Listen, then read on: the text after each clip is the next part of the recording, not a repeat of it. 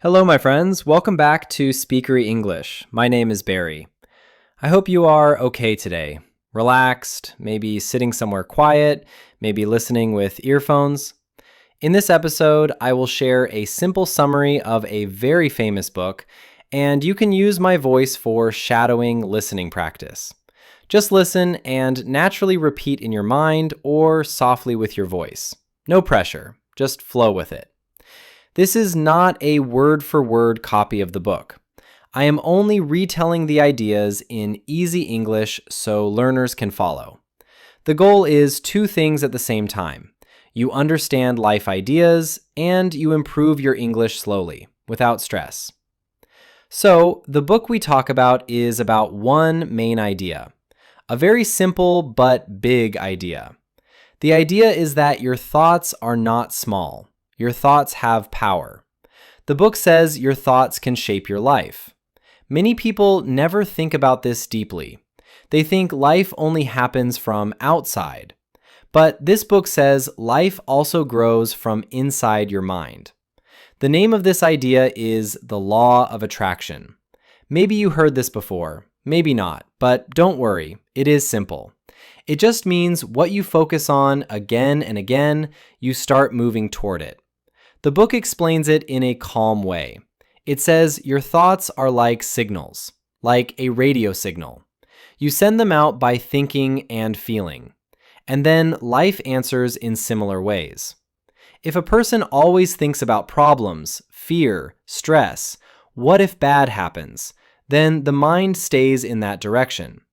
That person notices more bad things, more stress, more reasons to worry. Not because the world hates them, but because their focus is there. Their brain keeps looking there. On the other side, if someone often thinks about good things, goals, hope, small happiness, then their mind looks for chances, ideas, and solutions. Slowly, their actions change too. The book also says the mind is very powerful, but most people use it without knowing. Like driving a car without knowing all buttons. Many people think all day, but they don't choose their thoughts. Thoughts just run. This book invites people to become more aware, to notice what they think about, to gently guide their thinking. Not force, not fight, just guide. Like moving water, not like hitting a wall. Another idea comes here. Thoughts are not only words in your head. They also carry feelings.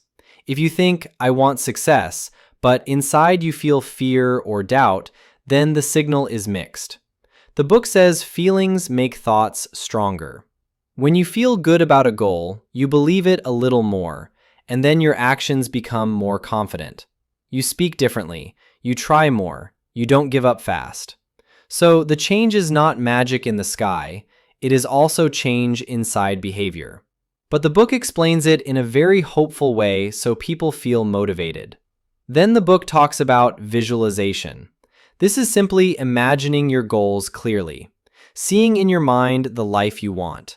Not once, but many times, like a mental picture. Athletes sometimes do this. They imagine winning, performing well, doing their skills smoothly. The book says when you imagine often, your brain starts feeling it is possible. When something feels possible, people try more seriously. They prepare better. Their attention becomes sharp. So visualization is like training for the mind. Up to this point, the message is gentle. Your mind matters. Your focus matters. What you repeat in your head matters. The book is not telling people to ignore reality, but it is telling them to stop feeding fear all the time. It asks people to give more space to hope, goals, and positive direction. Even small positive thinking can slowly change how a person sees their day. Okay, my friends, here we will pause the story of the book for now. In the next part, we will go deeper into gratitude, negative thinking, and why action is still important. Because the book does not say, only think and do nothing. There is more balance coming. So keep this part for shadowing. Listen again later. Let the sentences feel natural in your ears. No hurry. Fluency grows slowly. I'm Barry, and this is Speakery English. See you in the next part. So, we continue from where we stopped. We were talking about thoughts and visualization and how the mind keeps moving toward what it sees again and again. Now the book brings another soft idea, and this one is about gratitude. Gratitude sounds like a big word, but it is actually simple. It just means feeling thankful for what is already in your life. The book says many people only look at what is missing. They say, I don't have this, I don't have that, my life is slow, my luck is bad. And when the mind stays there, the heart feels heavy. But when someone starts noticing small good things like food, a friend, a safe place to sleep, a small success, then the feeling inside changes. And when the feeling changes, the way a person moves in life also changes. They become calmer, a little happier, a little more open. The book repeats this idea in different ways. It says gratitude is like telling life, I see the good too. And when people see good, they don't feel empty all the time. It does not mean problems disappear. Problems still come, but the person is not drowning in them. Their attention is more balanced. Some people even keep a small gratitude habit, like remembering good moments of the day. Not perfect, not every day maybe, but sometimes. The book presents this as a gentle practice, not a rule. Then the book gives a warning also. It talks about negative thinking, not in a scary way, but in a careful way. It says fear, anger, and constant worry can pull your focus again and again to what you don't want. And when the mind lives in worry, the body also feels stress. A stressed mind makes tight decisions. A calm mind sees more options. The book is basically asking people to notice their inner talk, the voice inside the head. Is it always saying, bad will happen? Or sometimes saying, maybe good can happen too? This small shift matters. But here's something important. The book does not say only think and sit. It also talks about action.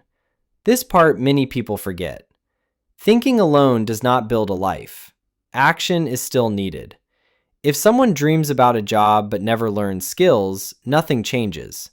If someone wants better health but never moves their body, nothing changes. The book's message, when you look closely, is more like this. Clear thoughts guide better actions. When you believe something is possible, you try more. When you try more, results slowly move. By this point, the feeling of the book becomes very simple. It is saying you have more control over your direction than you think. Not full control of the world, not control of other people, but control of your focus, your reactions, your next step. And that itself is powerful. Many people live like passengers, just reacting. The book invites people to be a little more like a driver, choosing direction even if the road is not perfect. So the life lesson becomes soft and realistic. Think better when you can. Feel thankful when you remember. Imagine your goals sometimes, but also move your feet. Take small actions. Learn, try, fail, try again. The book feels hopeful, but real life still needs effort. The secret is not a magic trick. It is more like a mindset reminder. And now we come to the end of this summary.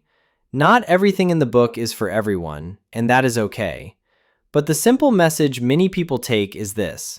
Your mind is not your enemy. It can be your helper if you guide it gently. Small positive focus is better than constant fear. Small action is better than only dreaming. So, my friends, you can use this audio for shadowing practice. Listen again when you walk, when you rest, when you have quiet time. Let your ears get used to English. Fluency does not come in one day. It grows slowly, like a plant. Thank you for listening till the end. I'm Barry, and this is Speakery English. Keep practicing, keep learning, and be a little kind to your own mind. Bye for now.